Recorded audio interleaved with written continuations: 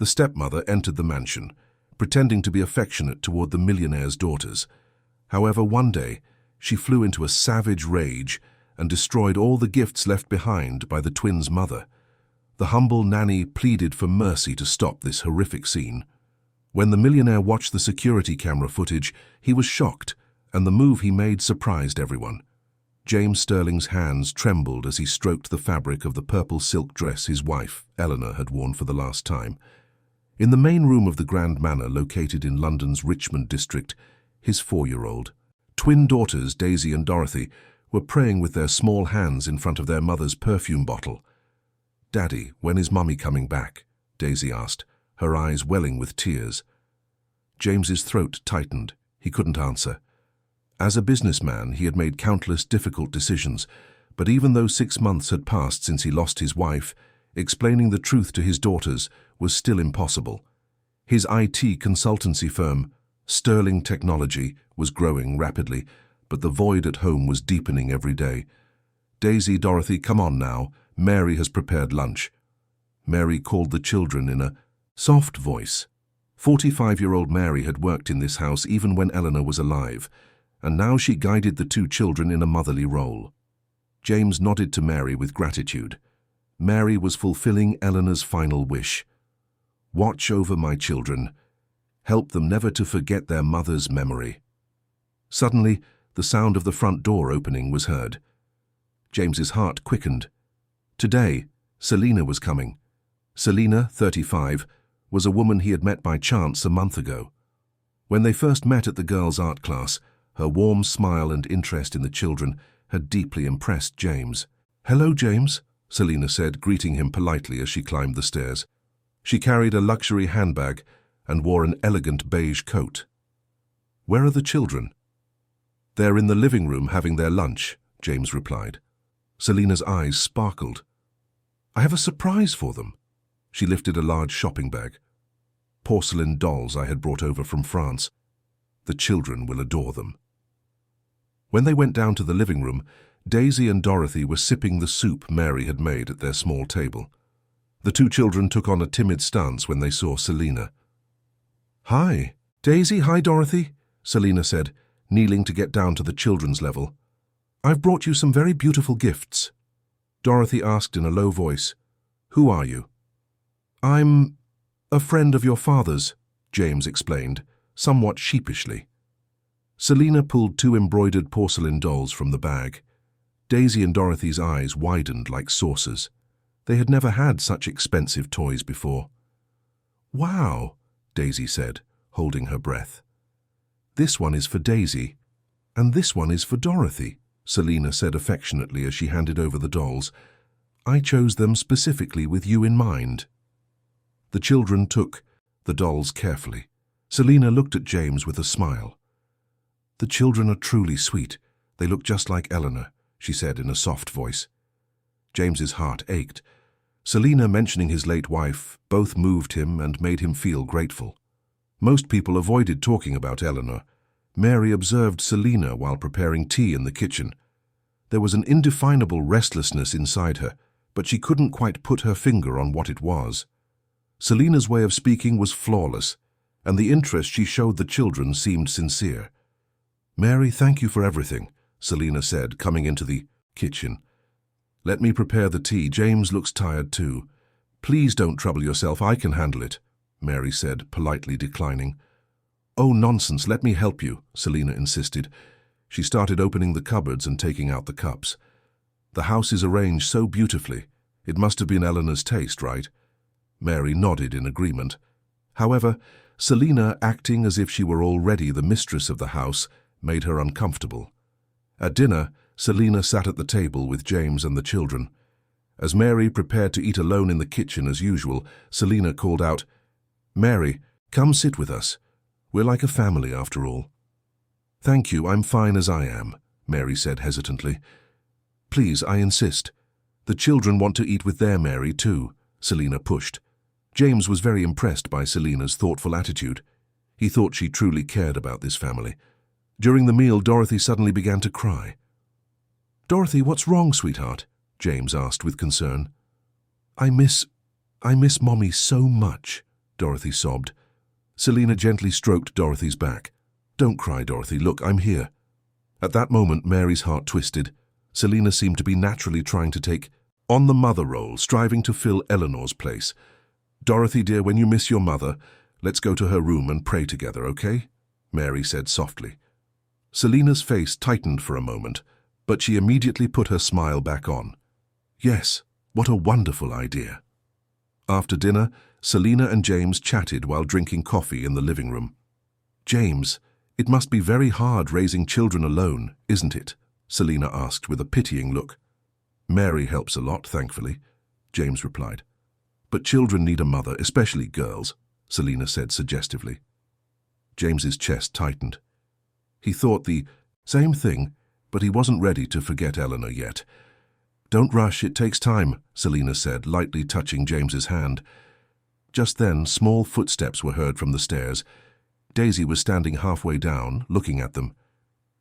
Daddy, I'm scared of this lady, Daisy said in a low voice. Selina's smile vanished for a second, then reappeared. Why are you scared, Daisy? I'm not a bad person. However, Daisy continued to stare at Selina. Was it a child's intuition? She had felt something cold in Selina's eyes. Daisy, go back upstairs and go to sleep, James said. After Daisy went up, Selina spoke with a laugh. Children need time, it's very normal. But just at that moment, Mary heard Daisy's scream from the upper floor. When she rushed up, she saw Daisy lying on the floor and Eleanor's framed photograph shattered. What happened here? Mary asked in horror. The picture just fell by itself, Daisy said, crying. Mary was baffled. That photograph was very securely fixed to the wall. How could it have fallen by itself? At that moment, Selina came up the stairs. Seeing the broken photograph, she put on a sad expression. Oh, what a shame. An accident has happened, Selina said, but a faint glint of satisfaction passed through her eyes. Only Mary noticed it. At that moment, a cold sweat broke out down her back. Could Selina have done it? However, she suppressed her suspicions. No, she thought. She wouldn't do something like that. As the night progressed, Selina left the house. While James was handling work in his study, a message arrived on his phone. It was from Selina. I had a wonderful time today. I want to be closer to the children. Shall we go to the theme park together tomorrow? James hesitated for a moment. They were moving very fast, but the children needed happy memories too. However, at that same moment, Selina was in a completely different state in her own apartment. She was evaluating her performance today in front of the mirror. Flawless, she said with a cold smile. James Sterling. Such an easy target. On her bedroom wall, photographs of several men were pinned. They were all wealthy widowers, and one of them had a large X drawn over it. It meant completed. 2 days later, on Saturday morning, Selina appeared at the Sterling Technology Building. When she knocked on James's office door, she had a perfect smile on her face. Surprise, shall we have lunch together? Selina showed an elegant lunch bag. A special dish I prepared with my own hands. James was surprised. Since Eleanor, no one had done anything like this for him. I'm very moved that you came all the way to the office, James said. The office employees were looking at Selina curiously. A senior staff member, Mr. Harrison, leaned in and whispered, Sir, someone new. James nodded shyly. Selina had already started greeting the employees warmly. You'll be seeing me around. Here quite often, Selina said suggestively. After lunch, Selina made a proposal. Shall we take the children to Thorpe Park? They shouldn't be bored at home over the weekend. James paused. That was the last place he had gone with Eleanor. Are you sure? The children aren't quite... That's exactly why we should go, Selina said with determination. We must make new memories. We can't live just by holding on to sad ones. Thinking Selina was right, James finally agreed. When they returned home and explained the plan, Daisy and Dorothy's faces fell. The place we went with Mommy. Dorothy, said in a low voice. "That's why we must go again," Selina said, kneeling in front of the children. "Your mother would want you to be happy too, wouldn't she?" Mary watched uneasily from the side. Selina, acting as if she were the children's mother, bothered her. "Mary, you come too," James said. "No," Selina immediately interjected.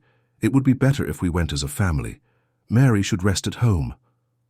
James saw this as a kindness from Selina, but Mary understood the intention was different. Selina was deliberately excluding her. At Thorpe Park, Selina played the role of the new mother perfectly. She held the children's hands, bought them cotton candy and went on rides with them. To outsiders, they looked like a happy family. "Daddy, is this lady really going to be our new mommy?" Daisy asked quietly when they came out of the restroom. James couldn't answer. He wasn't ready to make such a decision yet. At that moment, Selina approached. "What are you two whispering about?" "Nothing," Daisy said, shaking her head. Selina's eyes turned to ice for a second, but she immediately smiled. On the way back, Dorothy suddenly threw up. She had become nauseous from going on too many rides. "Oh dear, are you okay?" Selina acted concerned, but she was inwardly furious. When the car seat got dirty, Selina's face soured. "Oh no, the seat is ruined." "I'm sorry, I'll clean it," James said hurriedly. "No, it's fine," Selina said with a forced smile. However, her true character had leaked out for a brief moment. When they reached the house, Mary rushed to the door in concern. "Dorothy, are you all right, my lamb?" "My tummy hurts," Dorothy said, throwing herself into Mary's arms. Selina was annoyed watching this scene. It bothered her that the children still trusted Mary more. "Mary, you've rested all day today. You can get back to your duties now," Selina said commandingly. Mary was surprised. Selina was speaking as if she were her boss. "I only take instructions from Mr. Sterling," Mary said in a polite but firm voice. Selina's face distorted for a moment, but she held herself back because James was there. That night, Selina and James chatted while drinking wine in the living room. The children and Mary were asleep. "James, would you allow me to make this house a bit brighter?" Selina suggested. "It feels a little gloomy to me." "What do you mean?" "Let's get new furniture, change the wallpaper, especially the photographs of Eleanor. There are so many, and it makes one feel sad," Selina said carefully.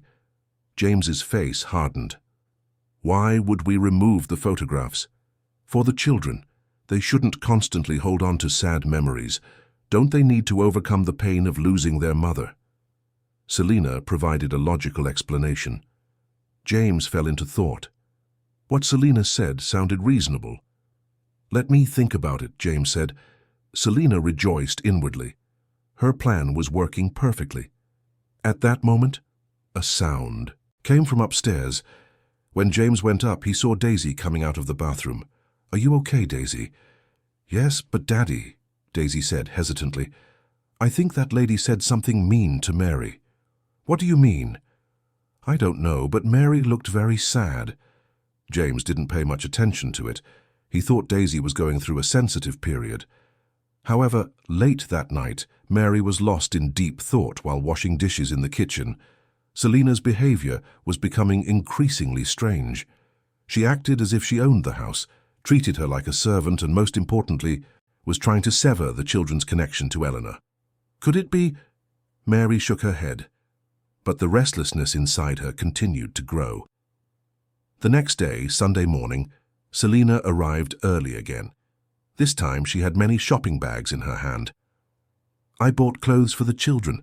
They should start wearing things like this now," she said, pulling out expensive designer clothes. Daisy and Dorothy looked at the new clothes with curiosity, but Mary was uncomfortable. The clothes Eleanor had sewn with her own hands for her children were still in the closet. "By the way, James," Selina said suggestively, "I've spoken with a decoration company. They'll come tomorrow to look at the house." "So soon?" James was surprised. "The sooner, the better. The children need to get used to a new environment." Mary's heart skipped a beat. Selina was trying to change everything far too quickly. At lunch, Selina took over the kitchen, saying she would make the meal herself. Since Mary had nothing to do, she spent time with the children in the living room. "Mary, That lady said she's going to change everything in our house, Dorothy said worriedly. Why? Don't you want that? No. It feels like Mummy's scent will go away. Mary's heart ached. The children felt it too. They knew Selina was trying to erase Eleanor's traces. Don't be afraid, dear. I will help you never to forget your mother's memory. Just then, a loud crash came from the kitchen. Oh no! When everyone rushed to the kitchen, they saw Eleanor's favorite porcelain bowl shattered on the floor. I'm sorry. It was an accident, Selina said, pretending to be upset, but Mary was suspicious. That bowl was kept very high up in a safe place. How could it have fallen? It's okay. Accidents happen, James said, consoling her. However, Daisy spoke in a low voice. I think she threw it on purpose. Daisy, James said, shocked. You shouldn't say things like that. Selina shot such a look at Daisy, a look so cold that Daisy got scared and hid behind Mary. After dinner, Selina made an important proposal to James. James, how would it be if I lived in this house? I could take better care of the children. James was stunned. This was a very sudden proposal. Not yet. I think we need a little more time. Of course I'm not. Talking about marriage, Selina added immediately. Just to help with the children. I can stay in the guest room. Mary paused while washing the dishes. If Selina moved into this house, everything would change. I'll think about it, James said non-committally. After Selina left, Mary entered Eleanor's room alone. The room still smelled of Eleanor's perfume. Eleanor, what should I do? She whispered, looking at her photograph. At that moment, a strange idea came to her. She knew nothing about Selina. Where did she come from? Who was her family? What did she do for a living? Mary made a decision. She had to investigate Selina, but at that same time, Selina was already preparing the next step. In her own apartment, she was examining information about Sterling Technology on her computer, the company's assets, main clients, bank transactions. A few million and maybe I can withdraw more, she said with a cold smile. Then she made a phone call to someone else. It's me. Everything is going according to plan. I'm moving into the house soon. Yes, the kids are causing some trouble, but I'll handle it. A male voice was heard on the phone. Be careful. I don't want any mistakes this time. Don't worry, this will be our last job. After Selina hung up, she looked at the photos on the wall again, and she added a new one, a photo of James Sterling. The game was truly beginning now. Monday morning, the decoration firm employees arrived at the house. It was just as Selina had planned. James had gone to work. Only Mary, the children, and Selina were at home. Change all the wallpaper in this living room, Selina instructed the workers. And these photos, she pointed to Eleanor's family photos, take them all down. Wait a minute, Mary said, stepping forward. You can't do this without Mr. Sterling's permission. I have permission from James, Selina said coldly. Mind your own business, Mary. Mary was stunned. Had James really given permission? She couldn't be sure. Daisy and Dorothy hid behind Mary in fear. They were afraid of strangers rummaging through every part of their home. Take the children to the park, Selina commanded Mary. There's going to be a lot of noise. No, I'm staying here, Mary said, refusing. Selina's face distorted. Mary, my patience has a limit. If you continue like this, what will you do? Mary countered. At that moment, Daisy began to cry. You can't take Mommy's pictures, no. Selina knelt in front of Daisy and put on a fake smile. Daisy, dear, your mother doesn't just live in photos. She lives in your heart. No, give me Mommy's pictures. Daisy tried to take the photos back. Selina quickly held the photos up high. These things only increase your sadness. Your mother wouldn't want you to be sad. Mary couldn't take it anymore. She immediately called James. James, please come home immediately. Selina, what happened? James asked with concern. They're tearing the house apart. They're taking down Eleanor's photos. Wait a minute, I gave permission for that, but Mary was shocked. James really had given permission. But the children are terrified. They're crying. James sighed. Fine, I'm coming right now. When James arrived home, everything was in chaos. Wallpaper was being stripped, furniture moved, and Eleanor's memories were being stuffed into boxes. Daisy and Dorothy were crying in a corner of the room, while Mary tried to comfort them. "What is going on here?" James asked in bewilderment. "We're moving faster than planned," Selina said cheerfully. "It looks like everything will be finished today." "It's a bit sudden. The sooner it's finished, the better. The children will get used to the new situation." However, the children didn't look like they were going to get used to it at all. Dorothy began to run a fever, and Daisy didn't want to talk to anyone. By that evening, the house had completely changed.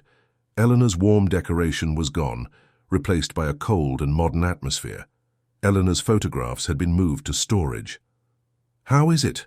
Much more spacious, isn't it?" Selina said with satisfaction. James was confused.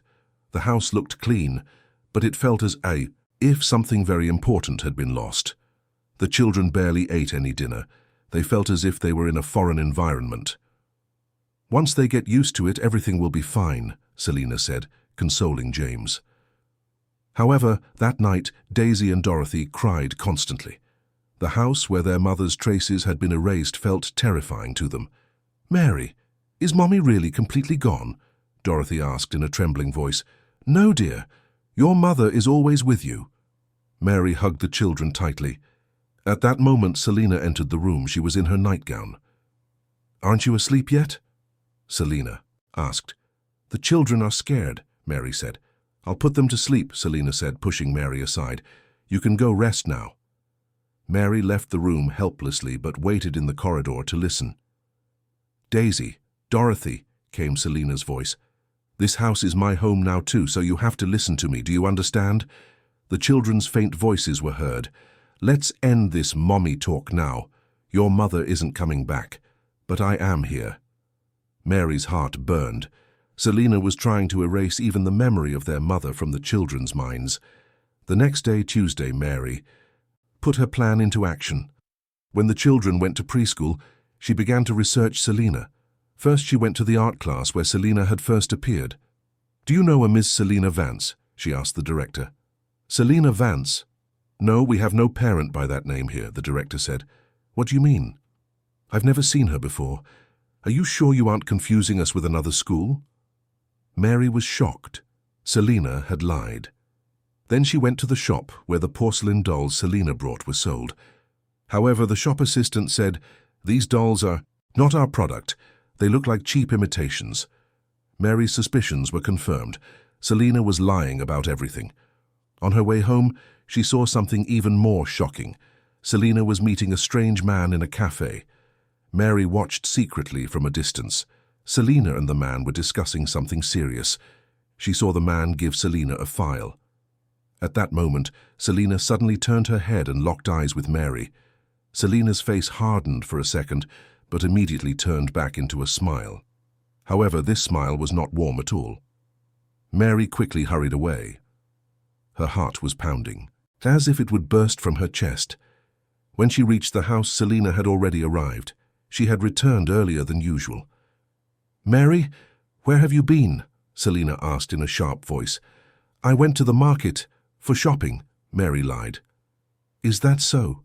Selina said with suspicious looks. That evening, when James returned from work, Selina began, "James, there's something we need to talk about regarding Mary." "What happened?" "Lately, I feel like Mary is following me. I wonder if I've done something wrong." James was surprised. "Following you?" "Yes. She asks where I'm going. Checks everything. I feel uneasy." Mary felt she was being wronged, but she couldn't say she had followed Selina. "Mary needs to get used to things too," James said, defending her. "Of course, but—" Selina paused before continuing. "I wonder if Mary is uncomfortable with me being in this house." James looked at Mary. "Mary? It's not like that," Mary said carefully. "It's just, everything is changing so fast." "You see," Selina said with a sad expression, "my presence is a burden to her." "No, it's not," James said immediately. "Mary, Selina is trying to help us. Please be more cooperative." Mary couldn't find words to say. James was entirely on Selina's side. Late that night, Mary was warming milk in the kitchen. Dorothy had a fever and had asked for warm milk. At that moment, Selina appeared. There was a cold expression on her face. different from usual. "Mary, you followed me today, didn't you?" Mary's heart nearly stopped. "What do you mean?" "I saw you at the cafe." Selina approached threateningly. "You must have been very curious about who I was meeting." Let me warn you," Selina's voice was like ice. "Don't interfere in my business. Otherwise, bad things will happen to you." "What kind of bad things?" Selina smiled, but the smile was hair-raising. "Your mother's hospital bills are quite high, aren't they? How much are the dialysis fees per month? 5,000? 10,000? Mary was shaken. How did Selina know about her mother's situation? "Are you surprised?" "I have my own methods," Selina continued. "If you obstruct my work, I might have to tell James some not-so-pleasant things about you." "What kind of things?" "For example, how you're very interested in Eleanor's insurance money." Selina invented a lie. "That's slander. There is absolutely no such thing." "The truth doesn't matter. What matters is what James will believe." Mary's whole body trembled. She understood now how dangerous a woman Selina was. "I hope you'll make a logical choice," Selina said, and went upstairs. Mary took the milk with trembling hands and went to Dorothy's room.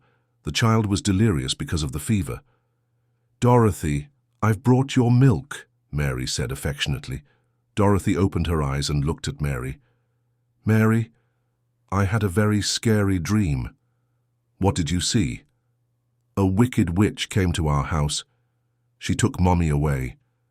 Then she was trying to take you away too." Mary's heart was in her mouth. She feared the child's dream was turning into reality.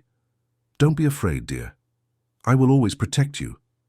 However, Mary wasn't sure if she could keep that promise. Selina was a much tougher opponent than she had thought. That night, Selina made another call in her room. "That nanny named Mary is causing trouble. She's very alert." "Yes, I researched her. Her mother is a dialysis patient." "Right, I'll use that." Selina hung up and looked out the window. The moon had disappeared behind the clouds. "Now the real game begins," she murmured to herself.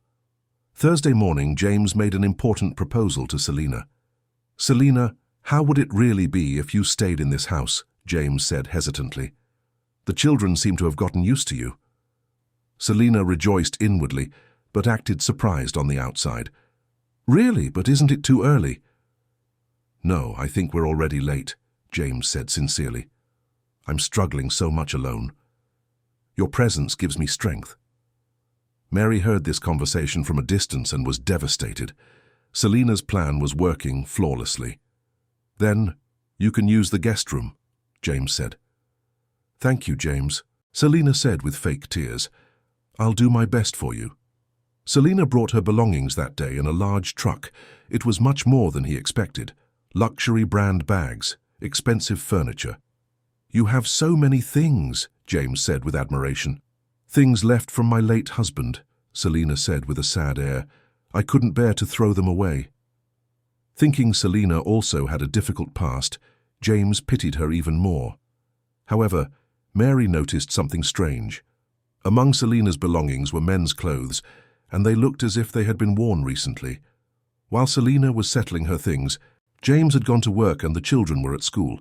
Only Mary and Selina were in the house. "Mary, help me tidy my room," Selina said, giving an order. "I only look after the children's rooms," Mary said, refusing. "Is that so?" Selina said with a cold laugh. "Fine, I'll do it myself, but Mary—" Selina got right in Mary's face. "I am the mistress of this house now. Do you understand?" "The owner of the house is still Mr. Sterling," Mary said, standing tall. "How much longer do you think that will last?" Selina said suggestively. "James is a man too. Soon he'll want to marry me." Mary's breath hitched.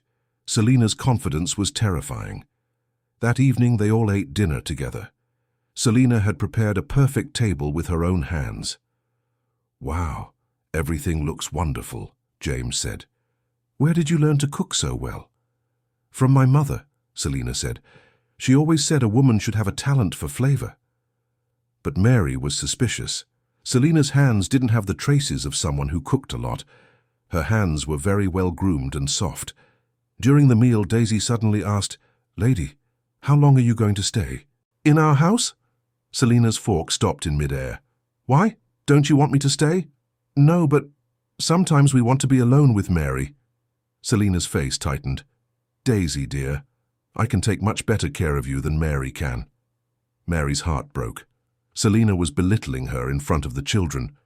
Mary is like our real family, Dorothy said in a low voice. Selina shot such a look at Dorothy that the child cringed in fear. Family, huh? Selina said with a mocking laugh. Mary is someone who works here. She's not someone trying to be a part of your family like I am. James changed the subject to soften the atmosphere. Children, tomorrow is the weekend. What would you like to do? Let's go to Mommy's grave, Daisy said. Selina's face soured. The cemetery again? You always want to go to sad places. I miss Mommy, Dorothy said with tears. Fine, let's go, James said. It's been a long time. Let's pay our respects. Selina was inwardly furious. Going to Eleanor's grave was contrary to her plans. James, going to the cemetery constantly triggers the children's trauma, Selina said, objecting. Once won't hurt, James said. Selina acted as if she had accepted it helplessly, but she was making other plans in her head. That night, after the children fell asleep, Selina and James were left alone. James, shall we talk seriously about our relationship? Selina said, opening the subject. About what? About marriage. James was surprised. He hadn't thought about this yet. Isn't it a bit early? It might be early, but think of the children, Selina said in a persuasive voice. They need a stable mother. You're all so tired of the loneliness. James fell into thought. Selina wasn't wrong. Give me some time, James said. Of course. But know this. Selina held James's hand. I really love this family. At that moment, a sound came from the stairs. Mary had overheard this conversation while coming down to drink water. Mary was shaken. Selina had already opened the subject of marriage. The next day, Saturday, the family went to Eleanor's grave. It was a quiet cemetery outside London. Daisy and Dorothy prayed at their mother's grave. James also stood in a moment of silence. Mommy, we're doing very well, Daisy whispered. A new lady came, but she's not as beautiful as you. Selina was very annoyed when she heard this. Mommy, Mary is protecting us, Dorothy said as well. Mary's eyes filled with tears. She felt the children trusted her. As they left the cemetery, Selina deliberately stayed behind and secretly took a photograph of the headstone. The stone that read, Eleanor Sterling, 1985-2023. On the way back, Selina made a proposal. Children, shall we do something special today? I'll teach you a new game. What game? Daisy asked. A secret game. We'll only talk about Mommy between ourselves. We won't tell anyone else. Mary was puzzled. Why should talking about their mother be a secret? Why? Dorothy asked innocently. Because we don't want the others to be sad. Let's just keep your mother in our own hearts. Mary immediately understood that Selina was trying to distance the children from their mother's memory. That night, Mary made a firm decision. She could no longer remain silent. Selina was too dangerous. But she didn't know what to do. James believed Selina completely. At that moment, an idea came to Mary. She had to reveal Selina's true identity. Monday morning, after the children went to school, Mary secretly entered Selina's room. Selina had gone to the company with James. With trembling hands, Mary rummaged through Selina's belongings, and she found something horrific. There were multiple IDs in Selina's bag. The names were different, but the photos belonged to Selina. Selina Vance, Melanie York, Sarah Miller. They were all fake. Worse still, on a small laptop, information about many men was recorded. Their ages, professions, assets, family situations. Everything had been researched in detail. James Sterling's information was there too. It read, CEO of Sterling Tech, estimated wealth 50 million, 4-year-old twins, obstacle, Mary the nanny. Mary's blood ran cold. She was marked as an obstacle. And on the last page, there was an even more terrifying note. Phase 1 building trust completed. Phase 2 moving into the house completed. Phase 3, removal of the obstacle, ongoing. Phase 4, marriage, within 1 month.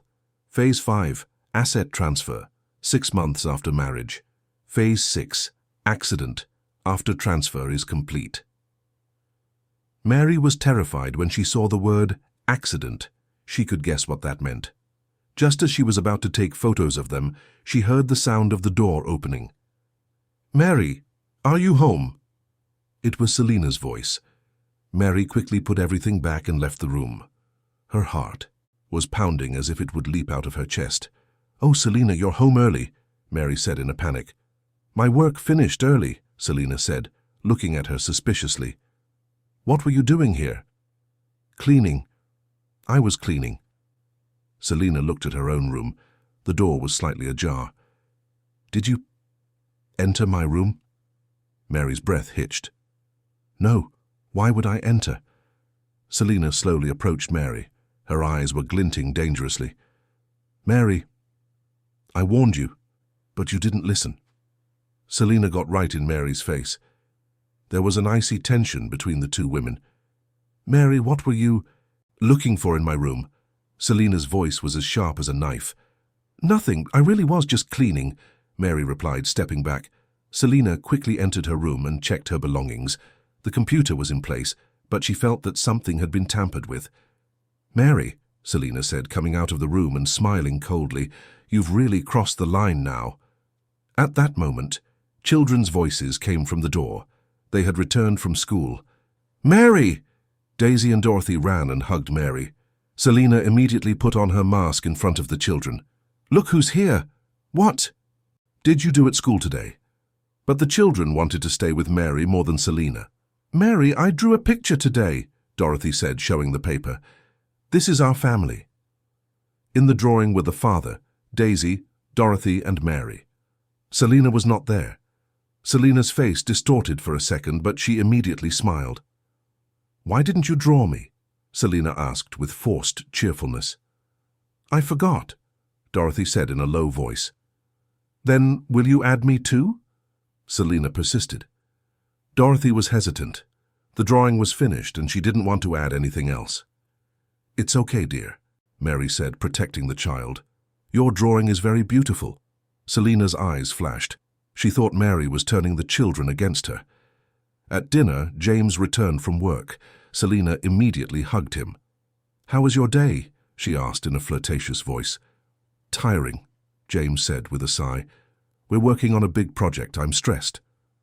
"I'll give you a massage," Selina said, rubbing James's shoulders. Mary felt helpless watching this scene. Selina had James completely wrapped around her finger. During the meal, Selina insidiously dropped a comment. "James, I wonder if you should talk to Mary a bit." "About, what?" James asked curiously.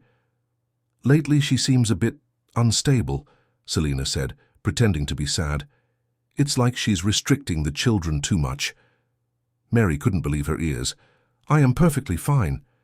"But, Mary, lately you've been constantly hanging around my room," Selina lied. "I never did such a thing," Mary said, defending herself.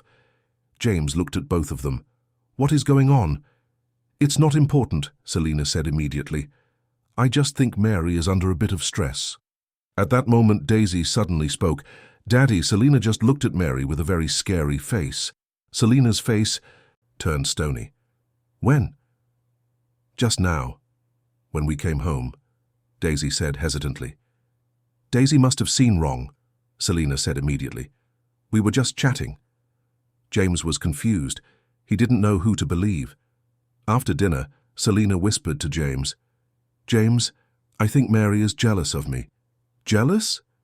"Ever since I came to the house, she's always been cold to me. She's trying to stop the children from loving me." James thought about it. It was a fact that Mary hadn't acted very warmly towards Selina. "Mary needs to get used to things too," James said. "But if this continues, she'll be a bad example for the children," Selina persisted. That night after the children fell asleep, Selina went to Mary. "Mary, come to the living room. We need to talk." In the living room, Selina showed her true face.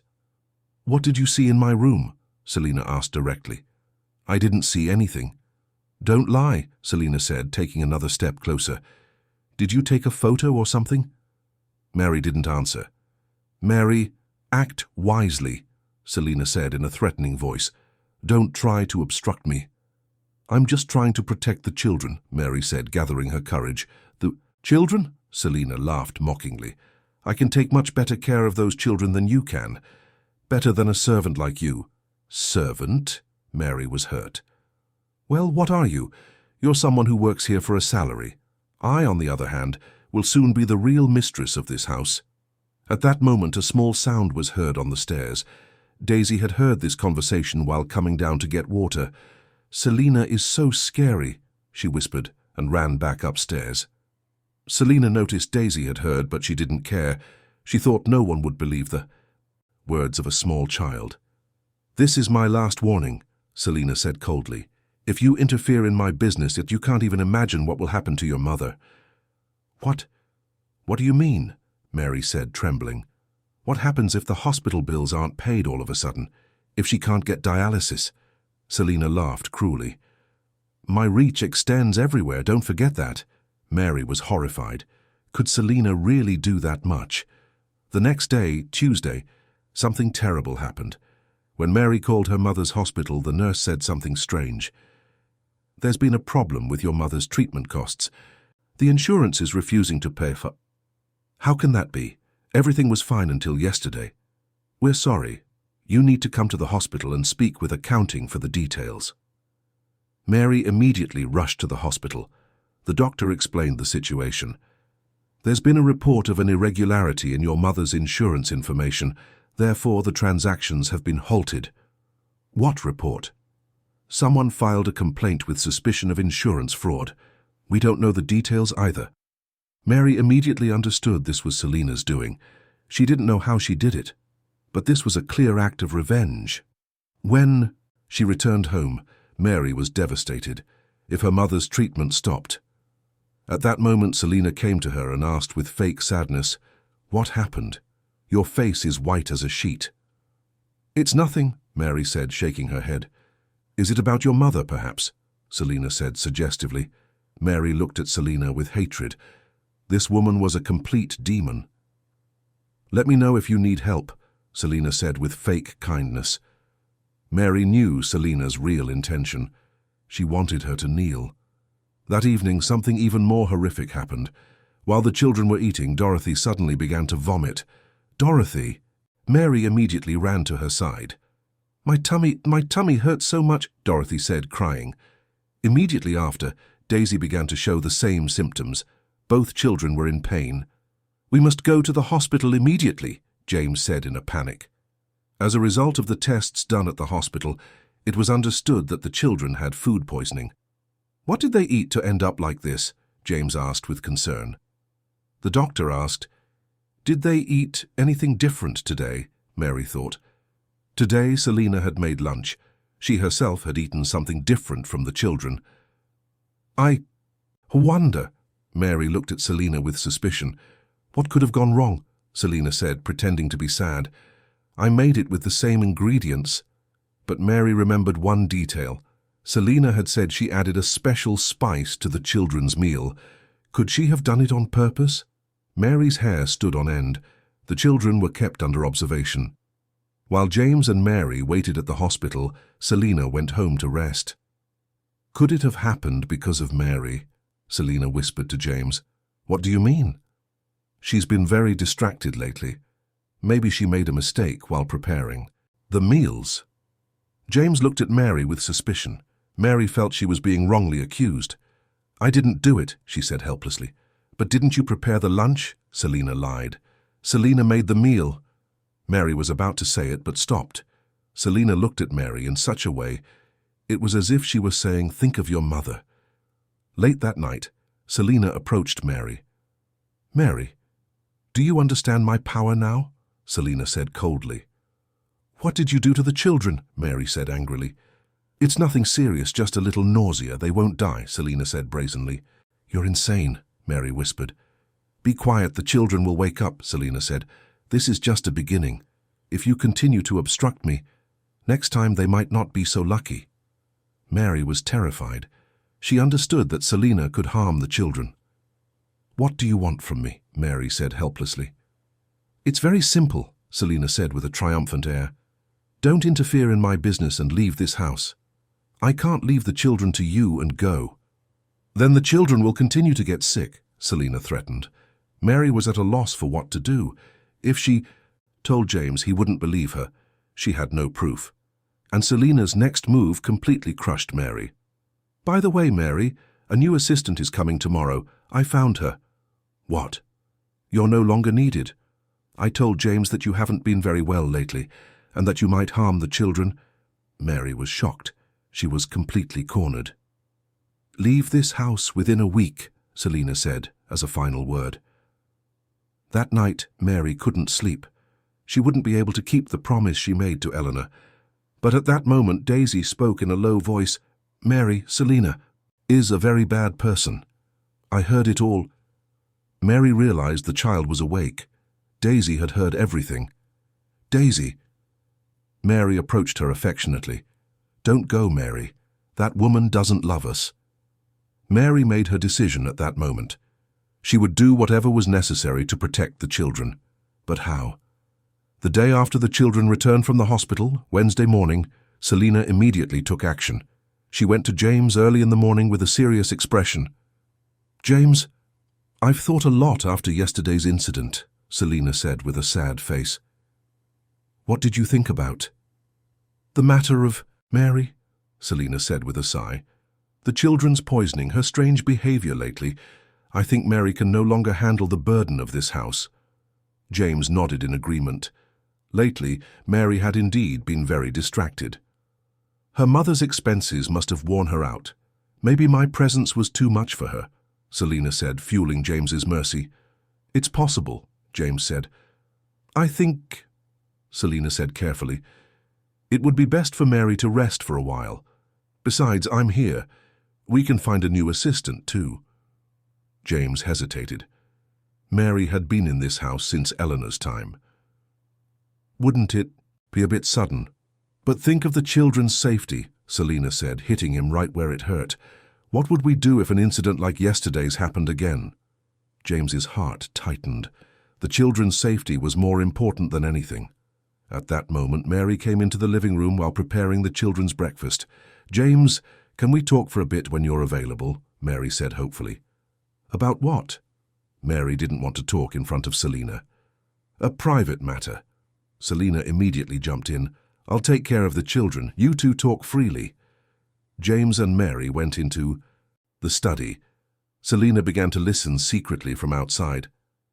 "James, I need to tell you something about Selina," Mary said, gathering her courage. "What about Selina?" "She isn't who she seems to be. She doesn't really love the children and—" "Mary," James interrupted, "are you jealous of Selina?" "Jealous?" Mary was surprised. "You might feel your place is threatened now that Selina has arrived, but it's not right to slander her because of that." Mary was devastated. James had decided not to believe her from the very beginning. "Mary, you've been very tired lately," James said in a sad voice. "Your mother's condition, the stress, I think you need to rest for a bit." Mary realized Selina had already swayed James's mind. "How would it be if you took a leave of absence for a while?" James said gently. "Leave?" "Yes. Pull yourself together. We'll talk again later." Mary knew this was a dismissal. Selina's plan had succeeded. "But what about the children?" Mary asked in a trembling voice. "Selina is here, and a new assistant will be coming anyway." Mary was crushed. She wouldn't be able to keep the promise she made to Eleanor. When she left the room, Selina looked at her with fake sadness. "Mary, are you okay? You look very pale." Mary went to the kitchen without answering. Selina followed her. "Mary, I actually wanted to help you," Selina whispered. "You planned everything," Mary said angrily. "What did I plan?" Selina said brazenly. "Making the children sick, messing with my mother's expenses." "Can you prove it?" Selina smiled triumphantly. Mary had no words to say. Everything had been planned so cunningly that she had left no proof. "Accept it now," Selina said. "I am the mistress of this house." At that moment, Daisy came into the kitchen.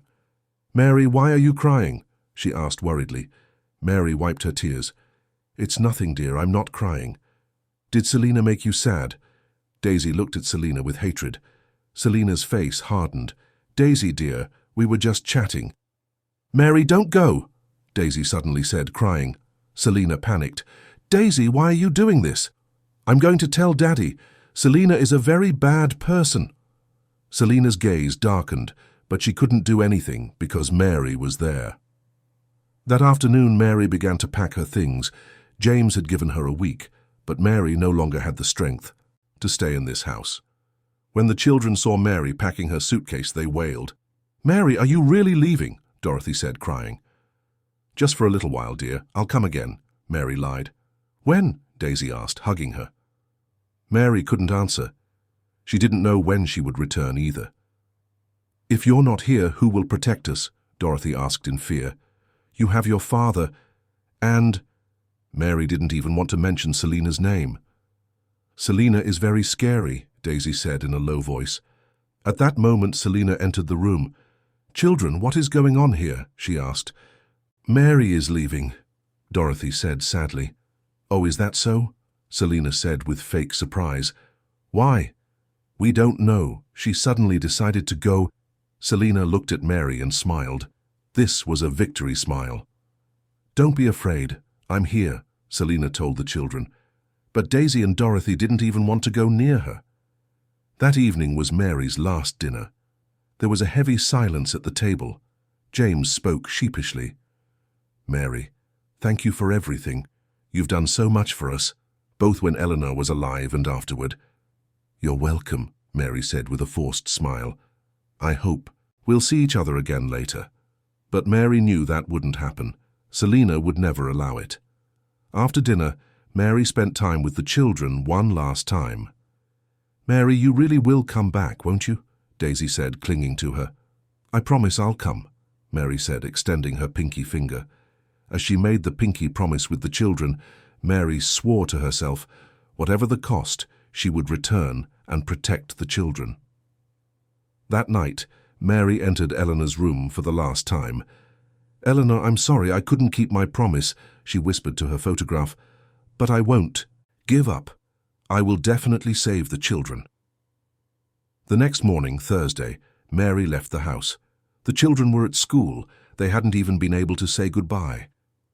As Selina watched Mary's departure from the window, she felt great peace. "Finally, I'm rid of her," she murmured. But Selina didn't know that Mary hadn't given up. Mary settled into a nearby hotel and immediately went into action.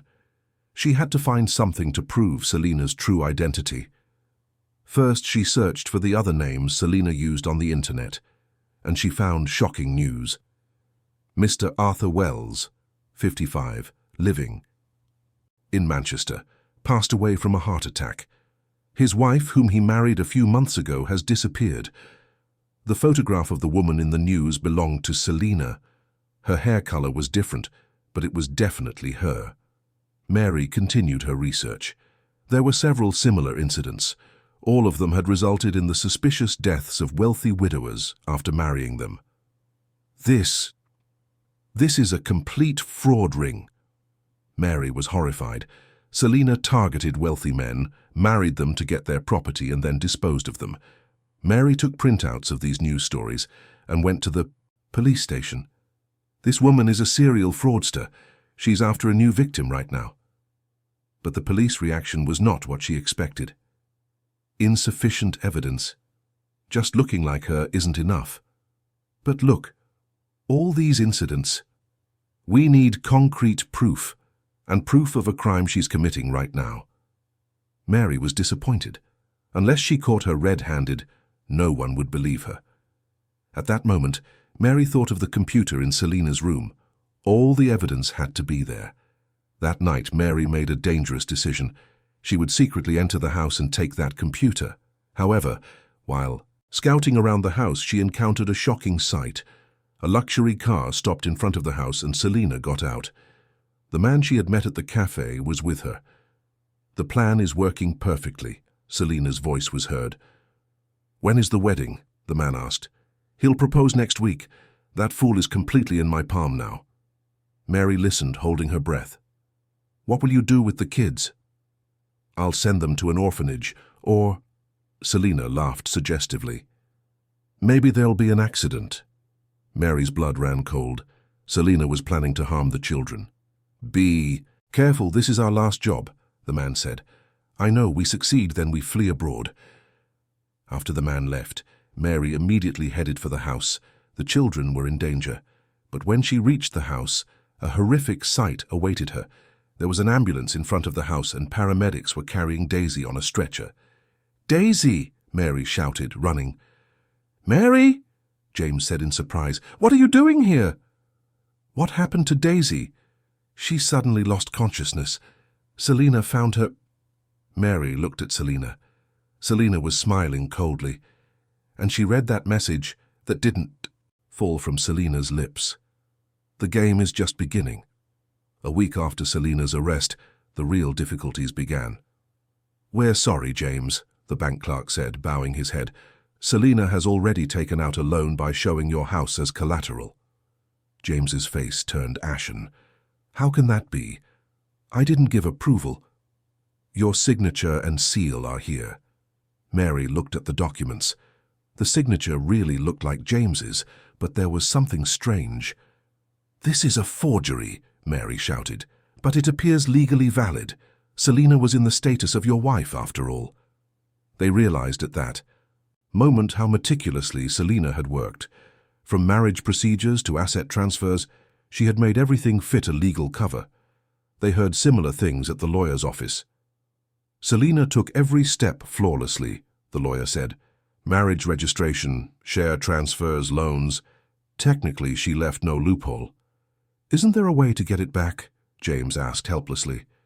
We can file a fraud case, but it would take years. At least 2-3 years.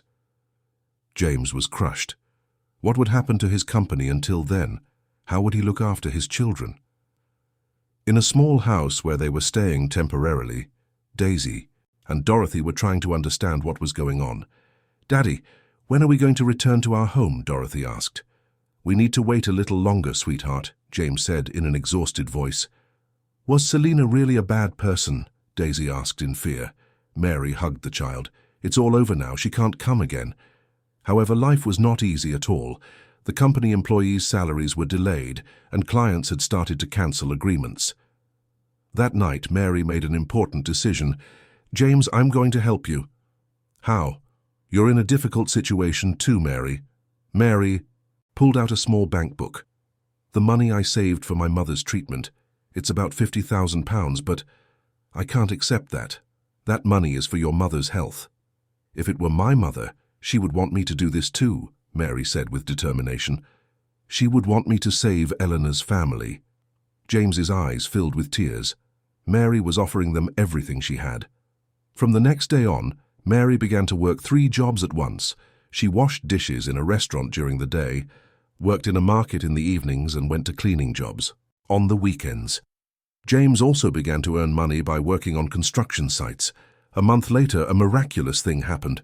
Selina's accomplice was caught and confessed everything. Selina defrauded many men using the same method, the police officer said. Mr. Wells in Manchester, Mr. Thompson in Birmingham. They're all victims. And my money? James asked hopefully. The accomplice gave the information of the secret accounts abroad. We'll be able to get the money back. 2 weeks later, the money really began to return. The assets Selina had hidden were found one by one. However, a greater pain was at the door for Mary. My daughter, her mother said in a weak voice from her hospital bed. I'm tired now. Mother, don't say such a thing, Mary said, sobbing. Thank you, Mary. Now that I've seen you take care of those children, I won't leave with my eyes behind me. Her mother's condition had worsened significantly due to the interruption of the treatment. You shouldn't give up for your mother, James said, consoling Mary. But my mother is leaving. She would want you to be happy, Mary. At that moment, Daisy and Dorothy entered the room. Grandma, Daisy said, holding her mother's hand. My beautiful girls, her mother said with a smile. Take good care of Mary. She's like your real mother. Grandma, Please don't die, Dorothy said, crying. Mary's mother smiled peacefully when she saw the children. Mary, these children are your real family, don't forget that. That night Mary's mother passed away peacefully in her sleep. She hadn't let go of Mary's hand until the last moment. At the funeral, James and the children didn't leave Mary's side for a moment. Mary, Grandma is watching us from heaven, Daisy said, consoling her.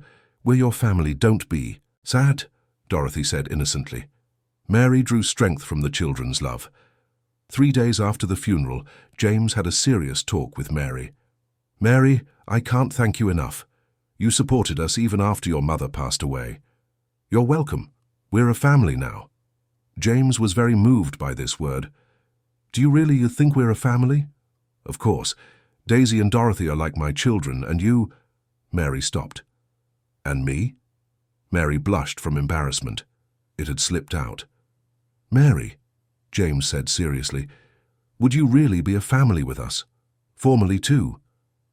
Mary was surprised. Are you talking about marriage? Yes, but don't rush, think about it. Mary paused.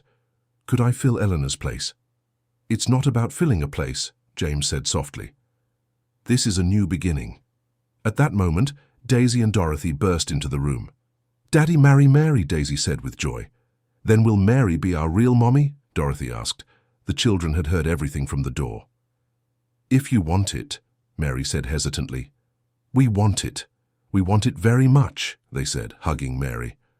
Eleanor would be very happy about this from heaven too, Dorothy said innocently. Mary made her decision. Yes, I accept. Let's be a family. That night the four of them made plans for the future together. When will the wedding be? Daisy asked excitedly. Shall we have it in the spring? James said, when the lilacs bloom. Yes, a lilac wedding, Dorothy said, clapping her hands. Mary was happy, but there was also a fear inside. Would she be as good a mother as Eleanor? At that moment, a wind suddenly blew and the window opened. A flower petal fell onto the table, where Eleanor's photograph stood.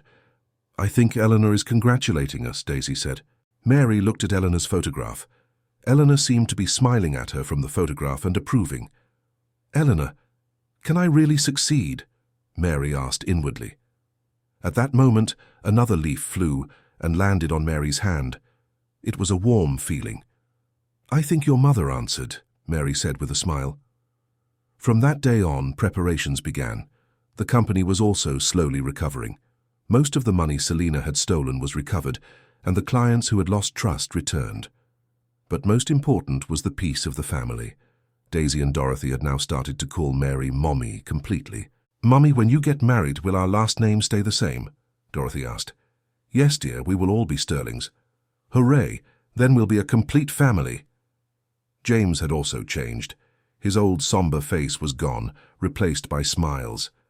Mary, thanks to you, I feel as if I've been reborn, James said one day. Me too. I never imagined I would be this happy. 3 years later, Selina's trial was held. The defendant, Selina Vance, is sentenced to 12 years in prison for fraud, intentional injury and child abuse. In the courtroom, Selina looked at Mary one last time. Mary, you won, she said in a low voice. Mary answered calmly. It wasn't a matter of winning or losing. It was just about protecting the children. I've never seen real love in my life, Selina said in a trembling voice. Maybe that's why I was so jealous. Give yourself a new chance, Selina. If you are truly repentant, everything can change. A tear trickled from Selina's eye. Thank you for forgiving me. This was their last conversation with Selina. As they left the court, James said, Mary, you are truly a wonderful person. I just thought what Eleanor would do if she were here. Now all the difficulties were over. It was time to start a new life. That night, Mary whispered, looking at Eleanor's photograph, Eleanor, I can truly protect this family now. I will be a good mother, I promise. Spring was coming. It was the season of new beginnings, and Mary was not yet aware of the real surprise Eleanor had left for them, but the day she would discover it was also near. 6 months later, spring knocked on the door. The cherry tree in the garden of the new house had blossomed in, pure white. That small sapling saved from the fire was now a huge tree, shedding its pink and white petals. "Today, Mary is really becoming our mother, isn't she?" Daisy asked in her white dress. "Yes, and now we shouldn't call her Mary, but Mommy," Dorothy said excitedly. Today was James and Mary's wedding day. They had prepared a warm ceremony far from ostentation. The number of guests was small, a few people from the company, Mary's close friends, and most importantly, Daisy and Dorothy. "Daddy, Mommy, say that you love each other now," Dorothy said seriously. "Promise that you will protect our family forever," Daisy added, clapping her hands. When the children wanted to be the wedding witnesses, everyone burst into laughter. "Yes, I promise," James said, holding Mary's hand. "I promise too. I will love and protect this family for the rest of my life," Mary said, her voice trembling. While the rings were being put on, a wind suddenly blew, and cherry blossoms flew around the two of them. It was as if Eleanor were blessing them. "Eleanor is congratulating us," Daisy said with joy. After the wedding, their first task was to go to Eleanor's grave. "Eleanor, look, Mary and I are married," James said silently at the grave. "Just as you wished, she is taking very good care of our children." Mary also knelt and prayed. "Eleanor, thank you for everything. I will raise your children as my own. I will never let you be forgotten." Daisy and Dorothy left cherry blossoms on their mother's grave. "Mommy, thank you for sending us such a good mother," Daisy said. "Eleanor, Mommy, you are both our mothers," Dorothy said innocently. They returned home and ate dinner together. They had now truly become a single family. "Mommy, we're all together now, aren't we?" Daisy asked as if to be sure. "Yes, dear, forever." That night, Mary began to organize Eleanor's room. In their new home, they had made a special corner for Eleanor. While wiping Eleanor's vanity table, she noticed something odd. The wood at the back of the table had moved slightly. When she put her hand in and pushed, a hidden compartment opened. Inside the compartment were two letters. One read, "To Mary," and the other read, "To my family." With trembling hands, Mary opened the first letter. "Dear Mary, if you are reading this letter, it means I am gone and you have taken care of my children. I can't thank you enough. Who else but you could have done this? I'm sorry for putting you under such a burden, but I knew only you could truly love the children. I always knew of your beautiful heart. Under the bottom drawer of the vanity table, there will be another box that is a gift for you, a small savings I accumulated for the future.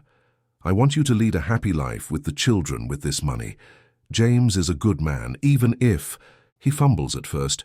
He will eventually realize your value. Be their real mother, Mary, not in my place, but as a new mother. Thank you for everything. I love you. Eleanor." Mary read the letter through tears. Indeed, she found a small box under the drawer. Inside the box was a bank book and a few pieces of jewelry. There was a large amount of money in the account. It was Eleanor's own money she had saved for years. Mary called James and the children and read the letter to them too. Everyone was crying. Eleanor's final love had reached them in this way. "How much Eleanor trusted you," James said, moved. "What shall we do with this money?" Mary asked. "Let's do what my mother wanted," Daisy said. "What would my mother want?" "For us to be happy," Dorothy said. With that money, they bought a larger house with a garden, a house where the children could run freely. They made the most beautiful corner of the house Eleanor's room, a special room full of her memories. Then they opened the second letter.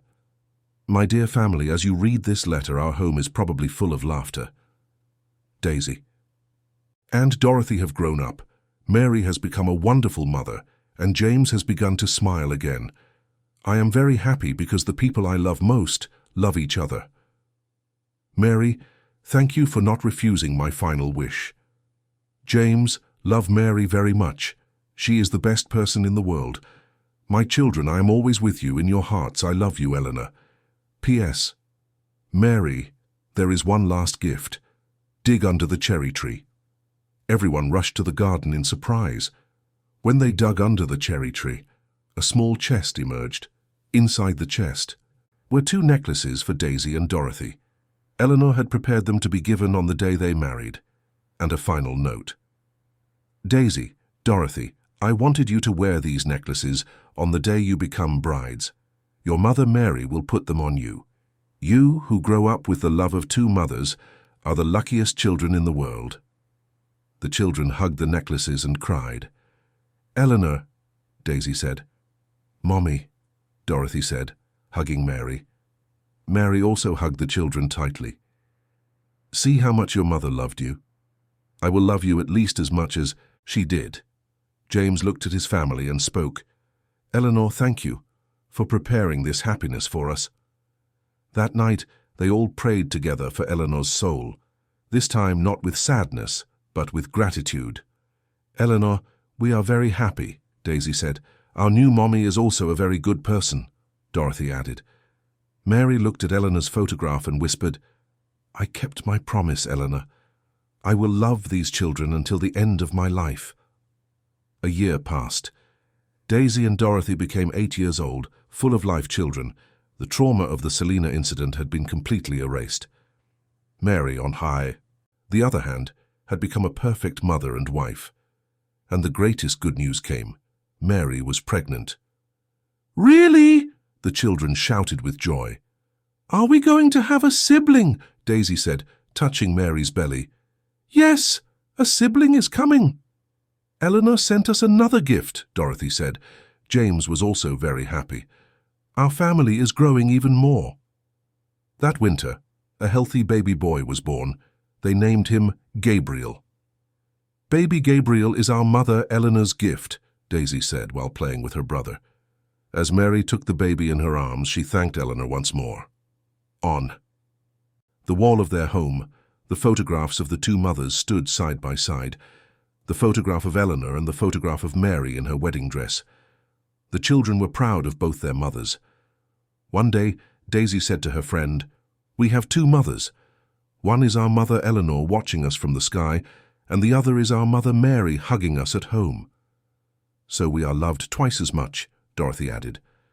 Every year on the anniversary of Eleanor's passing, they went to the cemetery together. Eleanor, look, everything is fine, James would say. Eleanor, I am keeping my promise, Mary would say. We love you so much, Mommy, the children would say. 5 years later, Daisy and Dorothy were 13, and Gabriel was 5 years old. All three children were growing up with love.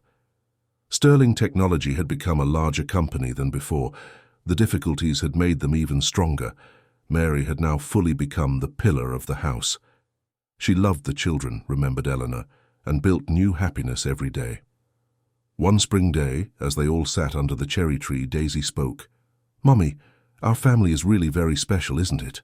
Why, dear? Mary asked. Because our love is twice as much. Eleanor's love and your love. Gabriel also jumped in. I love them all very much too. James looked at his family and smiled. We are truly very happy. At that moment a wind blew and cherry blossoms fell over all of them. The children believed this was Eleanor's greeting.